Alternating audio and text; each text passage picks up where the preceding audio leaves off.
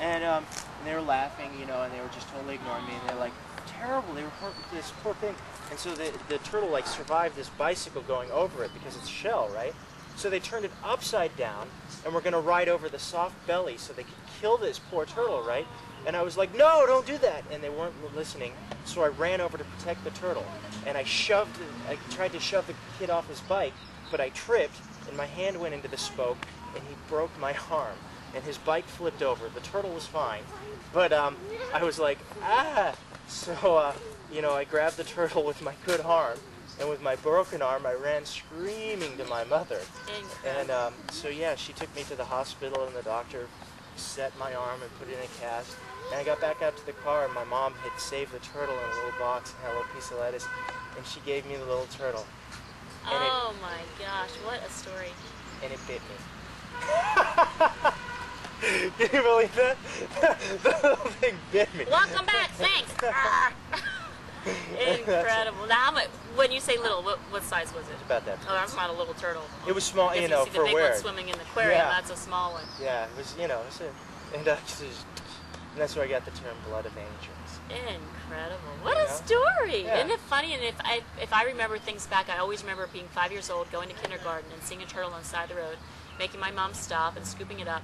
And all day long, I didn't want to go to kindergarten. I wanted to go and stay at my babysitter's to make sure the turtle was going to be fine. Isn't it funny, the things that you remember? It is. The things that stand out in your mind. Yeah. The turtle. But yet you bring that, you obviously have this very soft side. You hear about it when you're telling the story as a child, and you bring that into your stories as an author. They would say you're in touch with your feminine side is what they say nowadays.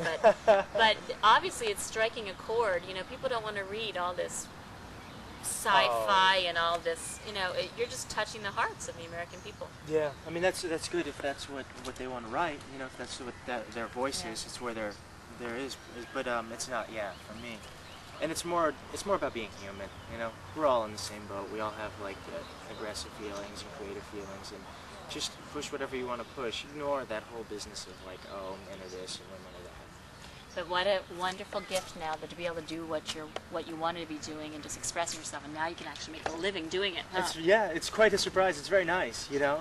I never expected to like be doing that. Now you do not seem like an LA man. I know you live here. But okay, you got me.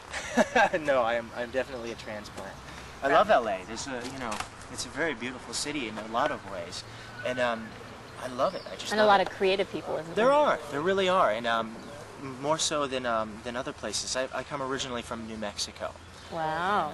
Yeah, so New Mexico is a wonderful place. It has an epicness about the weather. It's very much there, and the history is so steeped in the land. But I've never heard weather described as that using epicness. This is a writer. Absolutely.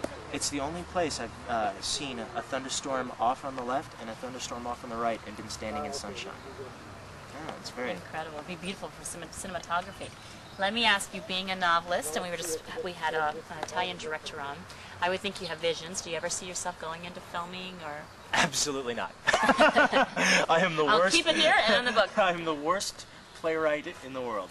I took one playwriting class in college, and that's where I learned that the only thing I should write is novels.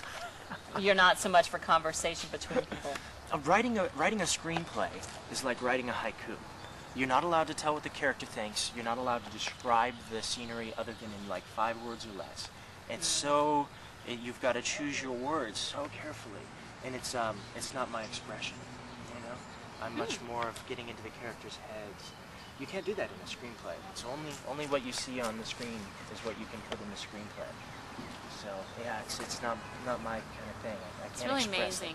I am learning so much about people's different perspectives, you know, and that's why we all do have. It's so interesting how we all do different things in life, because you have such a whole different outlook than like the Fabrizio, who's a director and sees everything visually. Yeah. We've all got different angels. Yeah, you and your angels. Yeah. Well, so do you have your next book already cooking up here? You know what your next novel's going to be, or you're already working on it? I've got something brewing already in the back. I don't have a title yet, but it's going to be about rivers and what rivers mean.